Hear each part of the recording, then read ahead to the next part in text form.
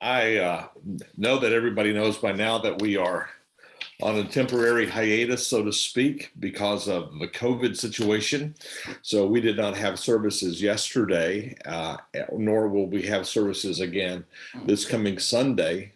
But we will review the situation after Sunday, and hopefully we will resume services after that, contingent upon the scenario with regard to COVID. We've had a couple of members become sick, and there's quite a bit of COVID in the community, and so we wanted to try to get ahead of that. So in light of that, we're not going to be having services for this coming Sunday, but hopefully we will resume. So I want to speak to you today about a topic of when life seems to be more than I can handle or we can handle. You can use the pronoun that you want to use, but we all deal with that. So I want to take a few moments just to talk with you about the challenges of managing life and managing life's responsibilities in these days. So I'm going to pull up a PowerPoint screen, and we will just simply talk our way through these PowerPoints and see what guidance we can get with regard to life sometimes being more than we can handle. Proverbs chapter 16, verse 3 is our text for this brief moment together.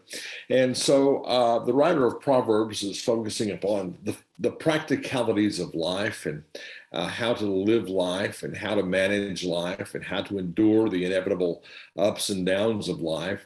And so in my readings just this past week, really this weekend, I came across Proverbs 16:3, and it seemed for me at least to address the day and time in which we live, and the spirit in which we live, and the fact that we are all frail creatures of dust, and we are striving to manage all of the experiences and the information that are coming at us at seemingly at light speed pace. So with that in mind, let's think about life when it becomes extremely overwhelming.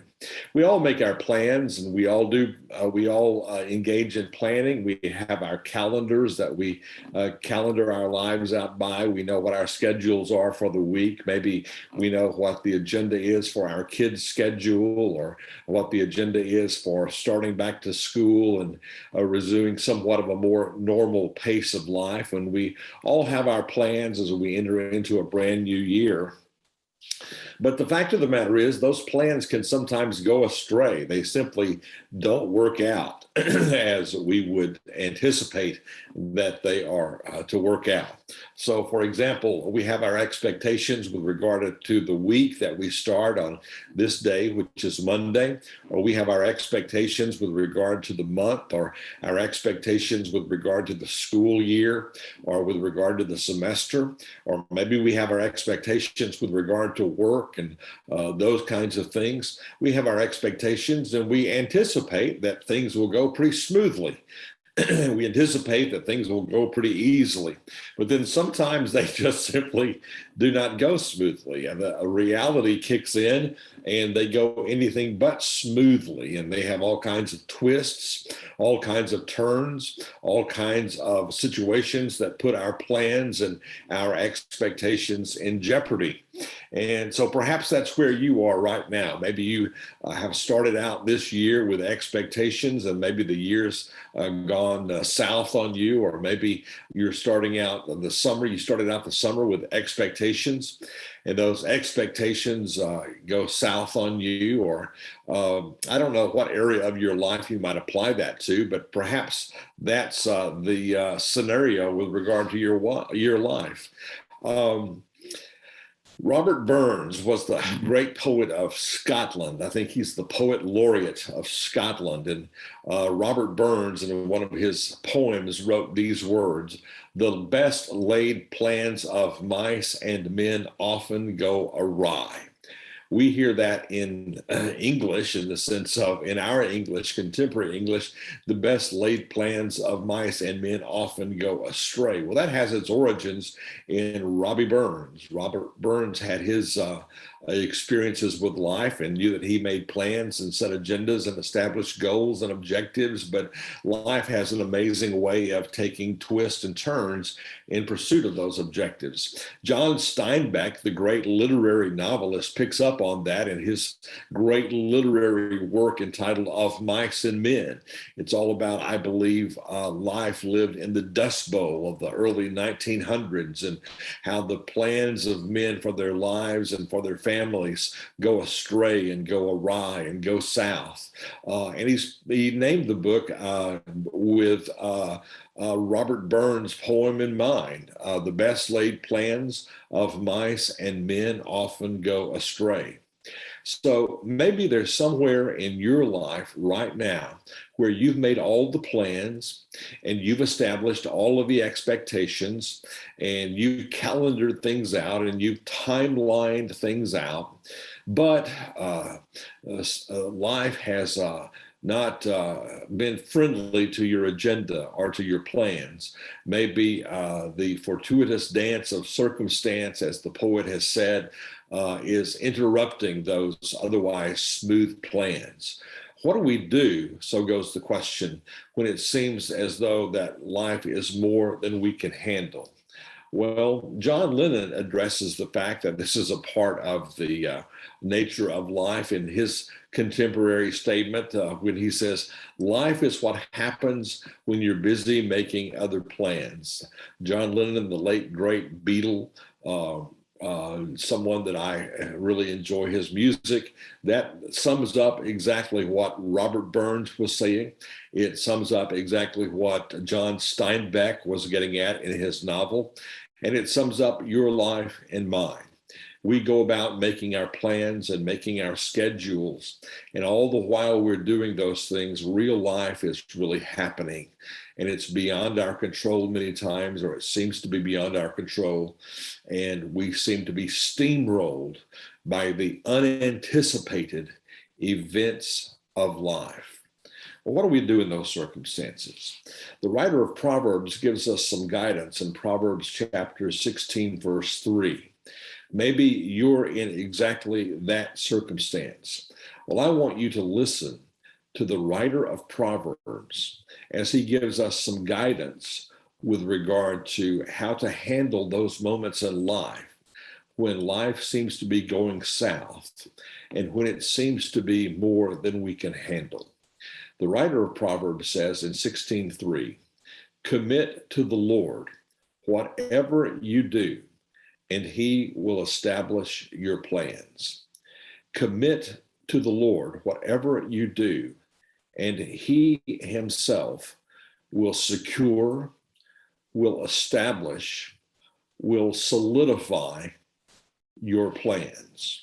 Let's explore the implications of that. Let's explore the implications of that text with four basic questions that I want us briefly to ponder that address the issue of what we do when life seems to be more than we can handle. The first question I want us to ask is, what should we do? The writer of Proverbs tells us exactly what we should do when life goes south or when life seems to be overwhelming us. Secondly, the writer of Proverbs gives us direction with regard to where we should turn when life seems to be more than we can handle. Third, the writer of Proverbs gives us guidance with regard to what we should commit, how we should act, what we should commit to God whenever life seems to be more than we can handle. And then finally, he tells us why we should engage in this kind of commitment. So let's ponder those questions real quickly. First of all, what should you do? The writer of Proverbs, with regard to the answer to the question of what should you do when life seems to be more than you can handle, the very first word of the verse is so important. He says, you should commit. Commit to the Lord. Commit, the very first word. It occupies a place of emphasis in the statement. Commit. The most significant, important word in the text. What does that entail? Well, the word commit in the Hebrew Old Testament, which your English translation is a translation of, the word commit literally means to roll over, or to roll onto. And it gives us the word picture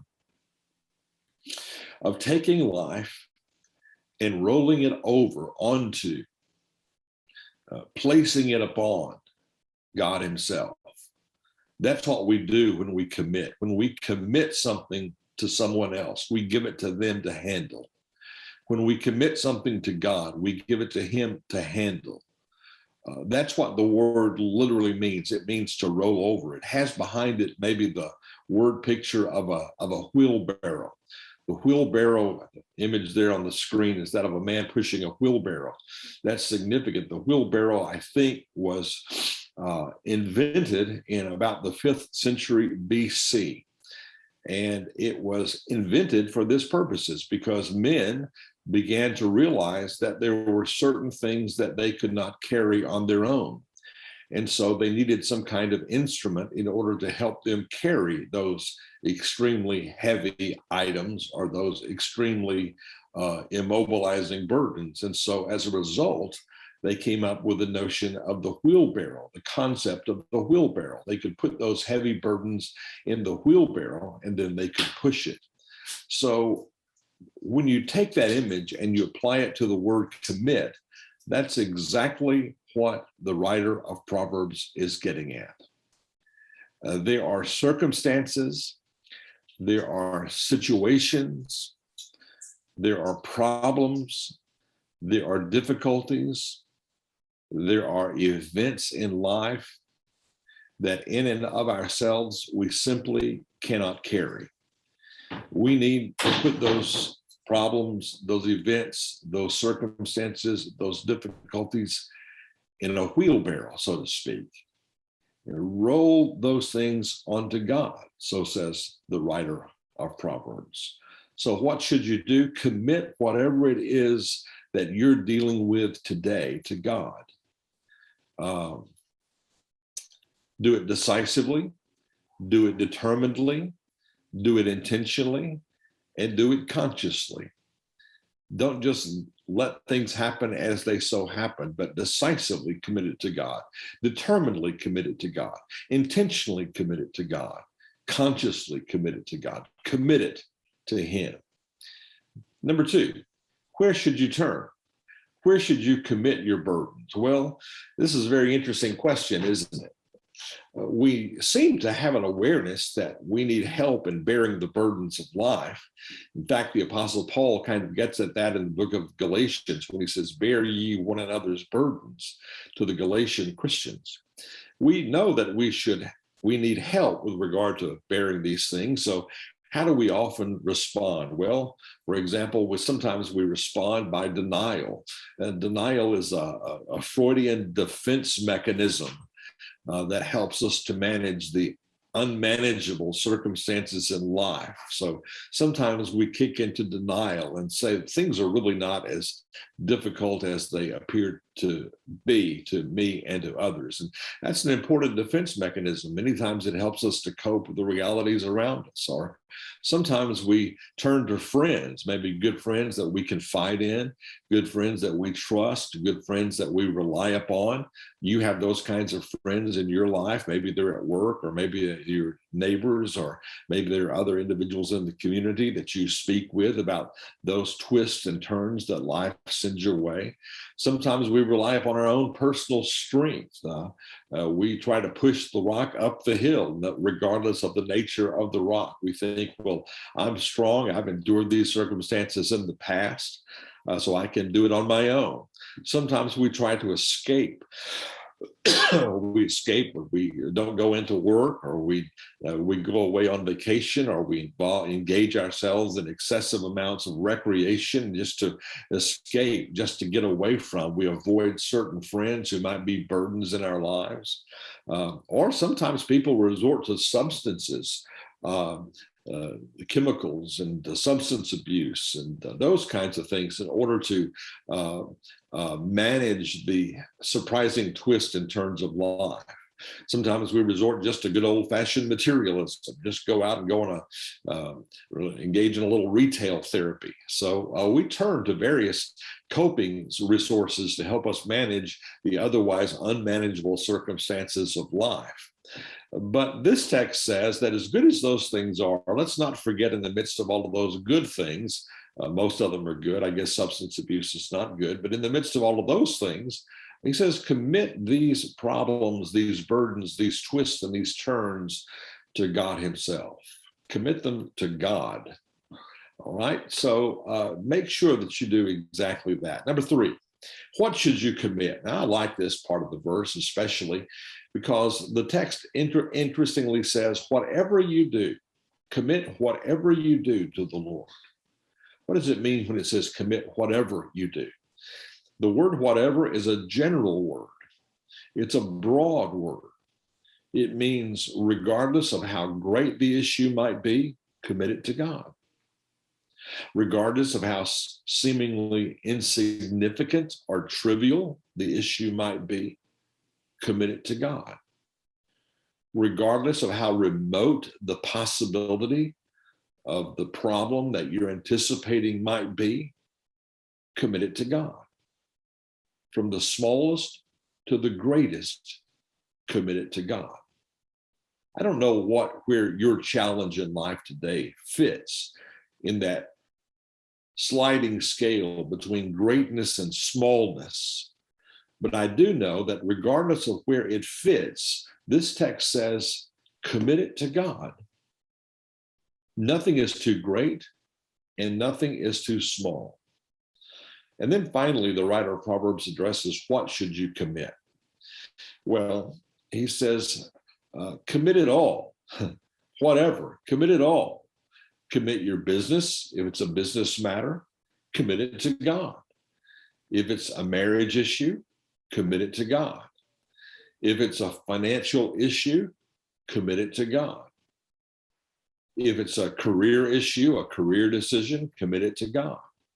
If it's a decision with regard to education, commit it to God. Seek his guidance and his direction on all of these issues. So what is that saying? Well, it's not saying that we don't do our part, but it is saying in the midst of our doing our part and assessing and evaluating and looking at all of our options, the first step we engage in is we say, God, guide us and direct us. Guide me and direct me in this situation. Help me to manage the overwhelming circumstances of life or the overwhelming possibilities of the circumstances of life. And finally, why should we commit it? Well, this is an image that I really like. I came across it this week. Plan A is getting the cart before the horse. We interpret these words sometimes as saying, well, we'll make our plans. And then after we've made our plans, we'll invite God in and he will give his blessings to our plans and he'll see them through. Well, that's not what the writer of Proverbs is getting at. He's not telling us to make our plans and to set our agendas up front and then invite God in after we've got everything worked out and say, God, now I expect you to bless this. No, that's not what the writer of Proverbs is saying. So many people work like that.